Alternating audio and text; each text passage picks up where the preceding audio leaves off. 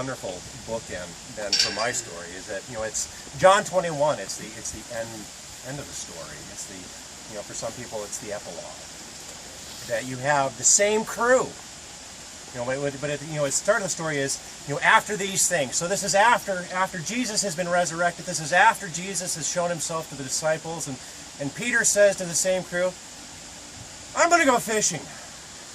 And the rest of them are like, "Yeah, that sounds like a great idea. Let's get out on the water."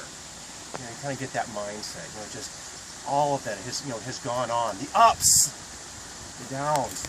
What do we do now? And Peter's like, "I'm going fishing." So they get out there on the water and they're fishing all night, and they're coming back, and there's this guy on the shore, and he's like, "Children, you caught any fish?" "No." "Well, cast your net on the other side." We've just heard this story. Cast your net on the other side, and they, and John's like, "It's him!" And Peter, they're all stripped down to the waist, doing their fishing. Peter grabs up his clothes because he's not going to go meet his Lord, down to his skivvies. He throws on his clothes and jumps in the water. "It's me! Hold on!" Swims up to the shore, and there's Jesus already with a charcoal fire. Got that lit ready for them. Let's have some breakfast.